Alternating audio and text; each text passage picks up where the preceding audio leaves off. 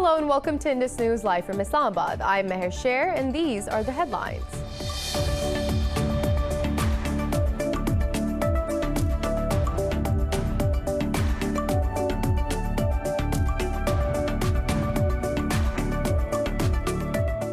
Fourteen Afghan security force members have been killed and 4 others wounded in Taliban attacks in northern Baghlan province. Officials say the Taliban attacked 2 security checkposts in Bulletin city. The Taliban spokesperson confirmed the raid, saying 3 commanders were among those killed.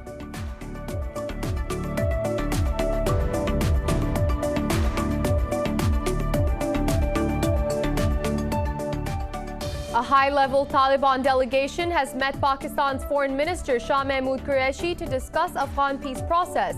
The delegation, led by Abdul Ghani Baradar, will also meet Prime Minister Imran Khan in the 3-day visit. The Taliban say problems faced by traders and refugees will also be discussed.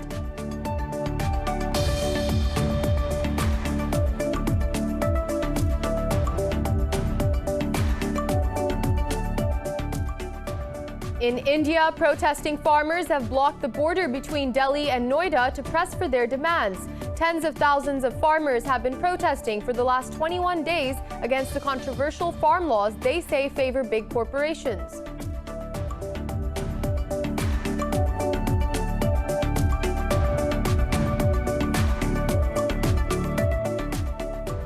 Pakistan has recorded its highest daily death toll in months, with 105 fatalities and over 2,700 infections overnight. The country's death toll has topped 9,000, while infections tally has surged over 445,000. In the United States, over 303,000 people have died from the disease and more than 16.7 million have contracted the virus so far. India's death tally has topped 143,000, with the country's caseload approaching 10 million. Globally, the virus has claimed over 1.6 million lives and infected over 73 million.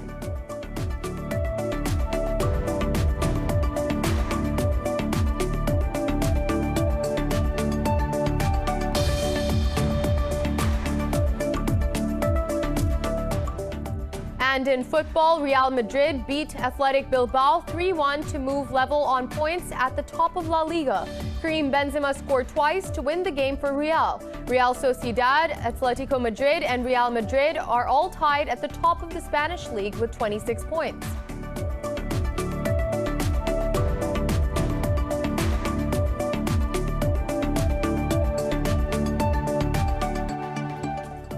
Well, those were the headlines. More news in detail after a short break. Stay with us.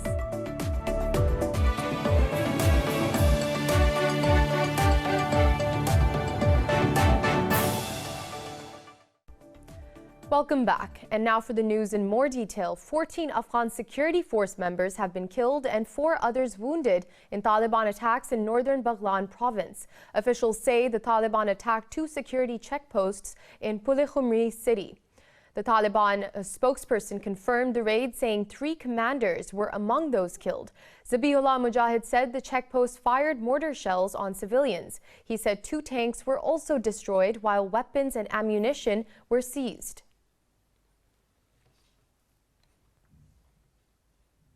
Now, a high-level Taliban delegation has met Pakistan's Foreign Minister Shah Mahmood Qureshi to discuss Afghan peace process.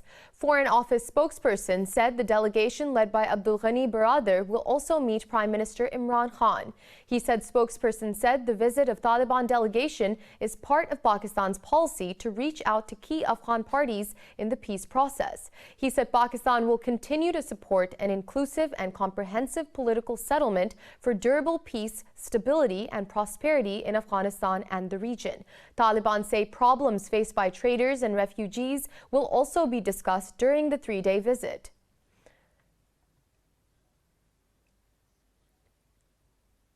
And now for more on this, we are being joined by our correspondent Isa Naqvi from Islamabad. Isa, thank you so much for joining us.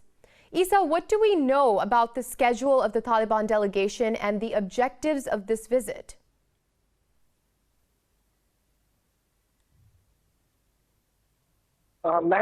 This remain here till 18th of December. Right now, I'm outside the Foreign Office of Pakistan, where the meeting is underway of the Taliban delegation. The Foreign Minister has shared Pakistan's vision about the peace and prosperity in Afghanistan, how Pakistan wishes to see peace return to this war-torn country. Pakistan has been actively playing its role, which has been acknowledged worldwide, that Pakistan has played its role to bring peace and bring the warring factors to the negotiation table. This is the third visit of the delegation in about 1.5 years' time, and during the meeting, Foreign Minister Shah Mahmood Qureshi has discussed the issue of the Afghan refugees in Pakistan, the China-Pakistan economic corridor, that how Afghanistan in future can benefit from this project. Isa, let's discuss Pakistan's role in the Afghan peace process. Now, Pakistan has played a crucial role for peace in Afghanistan so far, bringing all sides to the negotiating table. What concerns has Islamabad voiced over time regarding the future of Afghanistan?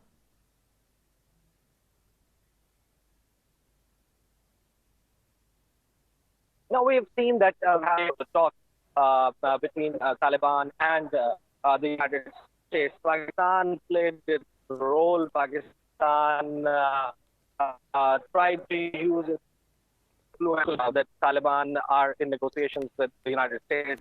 Other sectors as well. Pakistan has been engaging with stakeholders in Afghanistan. But one thing which Pakistan has time and again mentioned, that all the stakeholders must be aware of the role of spoilers who do not wish to see peace return to Afghanistan, and especially point to eastern neighbor India. And we have seen certain actions taken by India and its intelligence agencies. Their dubious role is evident. There have been reports about that as well. And Pakistan has time and again mentioned that all the parties must be aware of the role of spoilers. And also, this is not just the Taliban delegation. We have seen Dr. Abdullah visit Pakistan recently, and with a delegation of Afghan policy DHAKA also visited Pakistan. So Pakistan is in contact with all Afghan stakeholders. Prime Minister Imran Khan also visited and went to visit Pakistan. That was our correspondent, Isa Naqvi. Isa, thank you so much for joining us. And now moving on, Pakistan has recorded its highest daily death toll in months with 105 fatalities overnight. The health ministry says the country's death toll has climbed to 9,010. The ministry reported 2,731 new infections in the past 24 hours. It said currently there are more than 48,000 active COVID-19 cases in the country. Out of over 445,000 countrywide cases, more than 388,000 people have recovered so far. The ministry said over 198,000 cases have been detected in the Sindh province, while Punjab has reported nearly 128,000 cases. And the U.S. has recorded more than 303,000 deaths from the coronavirus and 16.7 million cases. In India, the virus has claimed 144,000 lives and infected almost 10 million people. Globally, there are more than 1.6 million deaths and 73 million cases. More on coronavirus in the following report. Even though coronavirus vaccines are being rolled out, 1 in 4 people globally may not get them until 2022. Researchers say rich countries with less than 15% of the global population have reserved 51% of supplies.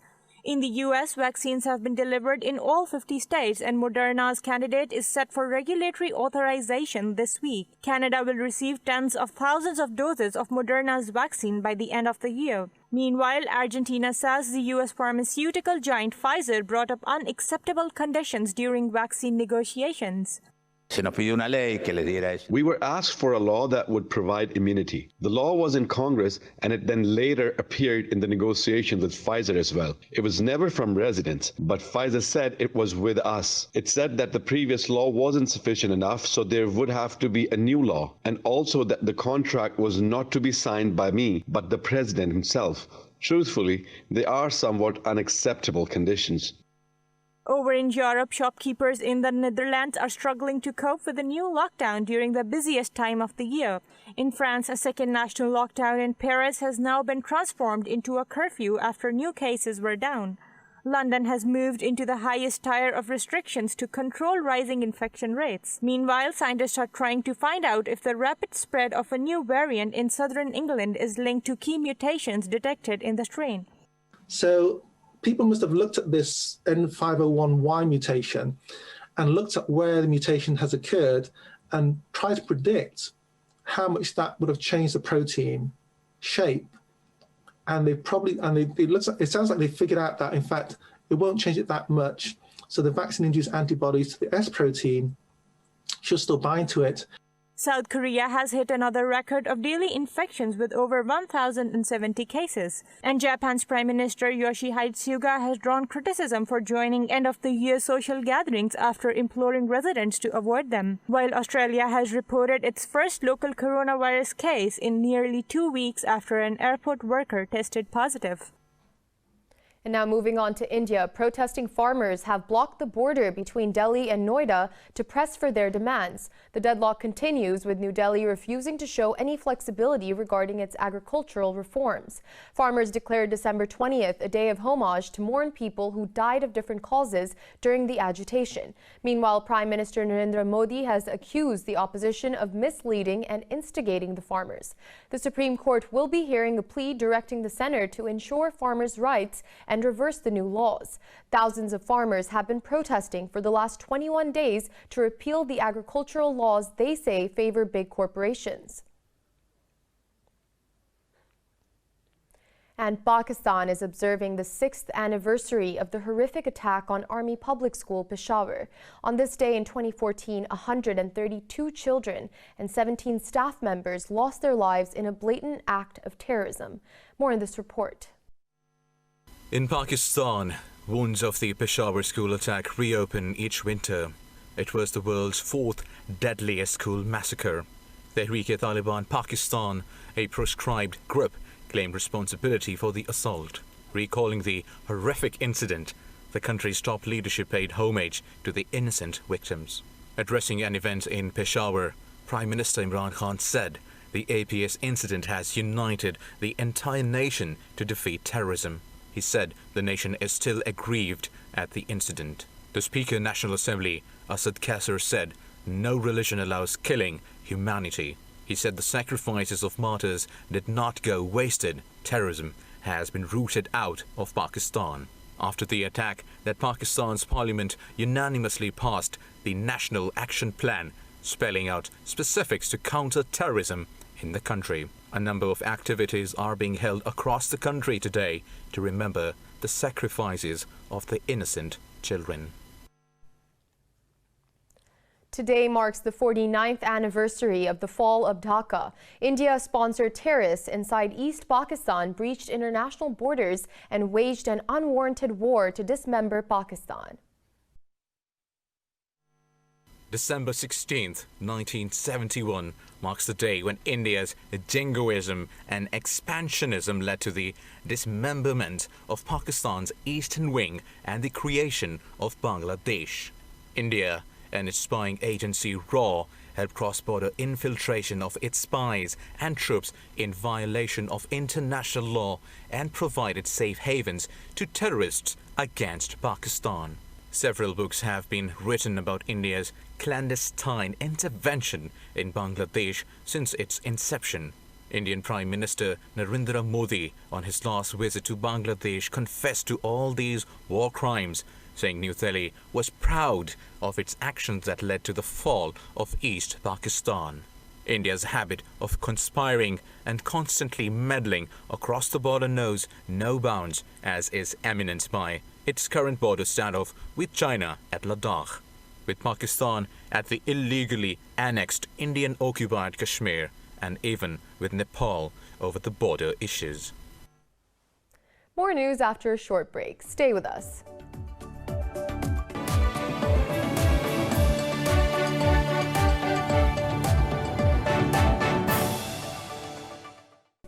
Welcome back. The EU says dozens of Palestinians living in a sensitive part of East Jerusalem are at risk of eviction. This comes after an Israeli court gave rulings that the homes of Palestinians are built on land belonging to Jewish settlers. In a statement, the EU's representative in Jerusalem said Israel must reverse these rulings. The representative said Israeli court struck down similar appeals in November. This put 77 Palestinians at imminent risk of forced transfer. Palestinians dispute the claims in the Sheikh Jarrah and Batan al-Hawa neighborhoods. Most countries regard Israeli settlements on the land captured in 1967 as illegal under international law.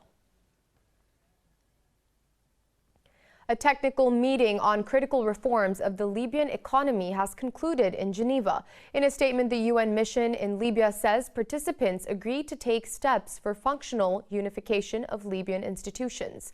It said they also agreed to unify the exchange rate to ensure greater stability of the Libyan currency and combat corruption. They also welcomed plans to address the banking crisis and ensure nationwide access to liquidity. The participants agreed to meet again in January to review progress on these issues and consider further steps. Meanwhile, the Security Council has approved the appointment of Bulgarian Nikolay Mladenov as the special envoy for Libya. Norwegian Tor Wennesland has been picked as the Middle East envoy. And moving on, the International Rescue Committee warns that Yemen is at most risk of a humanitarian disaster in 2021. In a statement, IRC said conflict, widespread hunger, and collapsing aid mechanisms can worsen the situation. IRC officials say the world has turned its back on Yemen as it faces an unprecedented threat. The aid agency said Yemen has never before faced so many simultaneous challenges. A UN report says that 80% of Yemen's 30 million population needs some form of aid or protection. The humanitarian crisis watch list for 2021 includes Afghanistan, Syria, Ethiopia, Nigeria, Venezuela, and Mozambique. Now, the U.S. has designated the Bahrain-based Saraya al-Mukhtar Group as a terrorist organization. In a statement, Secretary of State Mike Pompeo said the group plotted attacks against U.S. personnel in Bahrain. Pompeo said the group posed a significant risk of committing acts of terrorism that threaten U.S. national security. He said the organization received financial and logistical support from Iran's Islamic Revolutionary Guard Corps. Pompeo said the designation sends a clear message to Iran that U.S. will not allow its proxies to threaten Bahrain and American personnel stationed there. Bahrain hosts the U.S. Navy's Fifth Fleet as a regional security bulwark against Iran. In a statement, the Foreign Ministry of Bahrain welcomed the move.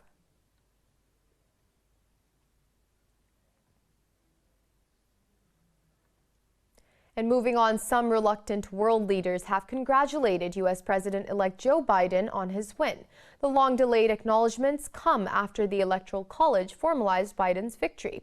In a letter to Biden, Mexican President López Obrador praised his triumph, recognizing his position in favor of migrants. Acknowledging the loss of Trump, Brazilian president also extended his best wishes to Biden. Key Trump ally and Senate Majority Leader Mitch McConnell also joined several Republicans in acknowledging Biden as president-elect. Meanwhile, January's Senate runoffs will decide who controls the 100-member House in U.S. Congress. And in the French city of Nantes, hundreds of people have clashed with police during a demonstration against the contentious security law. Police used tear gas and water cannons to disperse the demonstrators. The country has been hit by a wave of street protests after the government introduced a security bill in parliament. It set out to its surveillance tools and restrict rights on circulating images of police officers in the media and online. Protesters have slammed the law as repressive and aimed at curbing freedom of speech and expression. I'm here to fight for everyone's freedoms because I fear we're in a full authoritarian drift now with the government's measures and this repressive law, which has no other use than harming freedom and certainly does not guarantee anybody's freedom. French President Emmanuel Macron's ruling party has pledged to rewrite the article, but protesters demand complete scrapping of the law.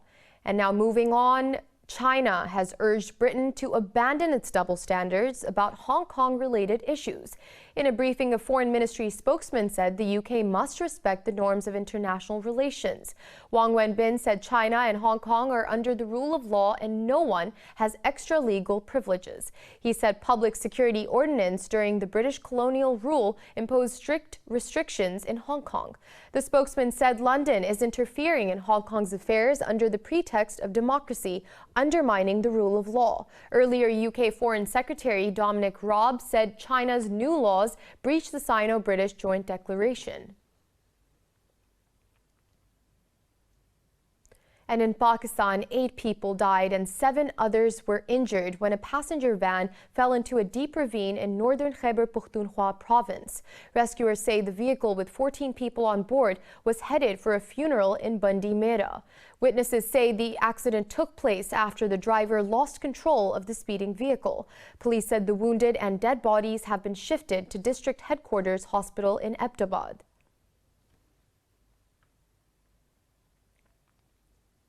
And Britain's Queen Elizabeth has recognized a Pakistani charity founder with the Commonwealth Points of Light Award. It recognizes Hamza Farrukh's efforts to provide clean water to local communities in Pakistan.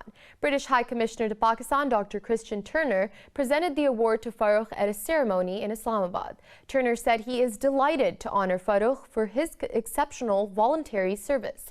Farrukh's charity serves over 45,000 people across 13 remote Pakistani villages.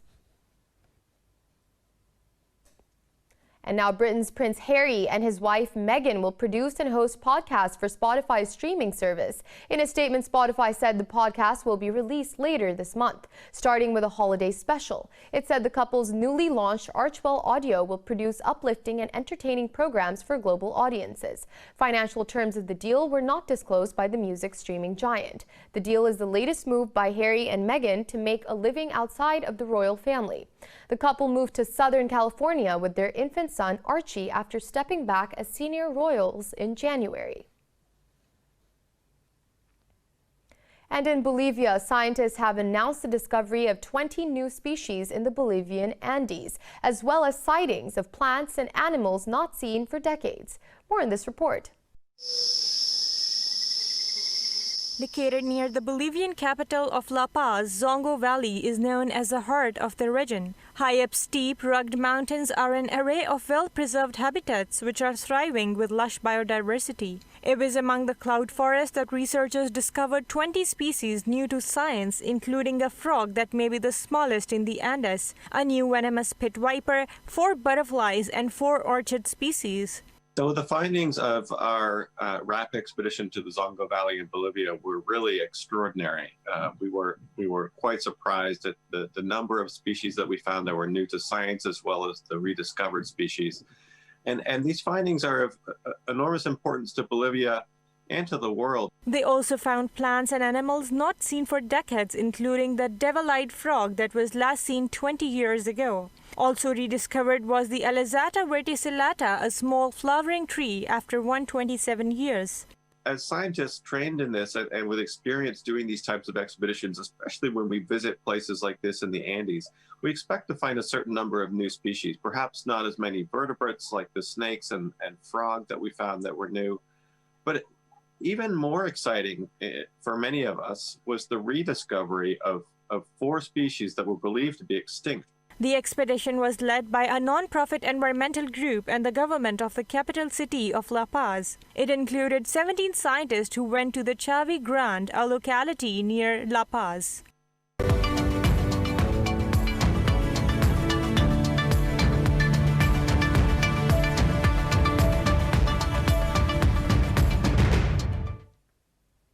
And now moving on to business news, Australia says it will launch a formal appeal to the World Trade Organization to review China's tariffs on barley imports. Talking to reporters, Aussie Trade Minister acknowledged the appeal may take years to be resolved. Simon Birmingham said the country had little choice after Beijing imposed 5 years of duties totaling 80.5% on barley.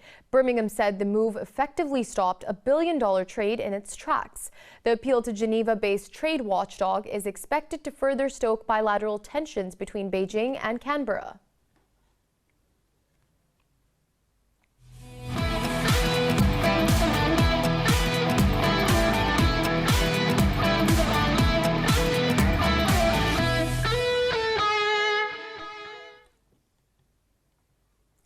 And now moving on to sports. In football, Real Madrid beat Athletic Bilbao 3-1 to move level on points at the top of La Liga table. Karim Benzema scored twice to win the game for Real. Toni Kroos put Real ahead with a first-time low drive towards the end of the first half. Ander Kappa's equalizer in the 52nd minute was followed by Benzema heading the champions back into the lead in the 74th minute. He then killed the game off by scoring his second, securing Real's fourth win in a row in all competitions. Real Sociedad, Atletico Madrid, and Real Madrid are all tied at the top of the Spanish league with 26 points.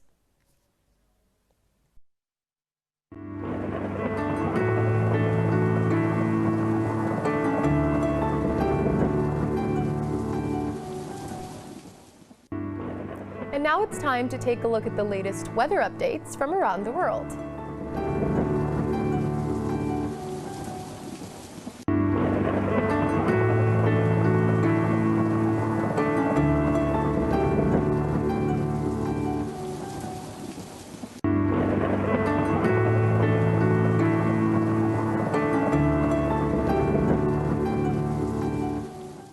For the latest updates, you can follow us on social media at indus.news.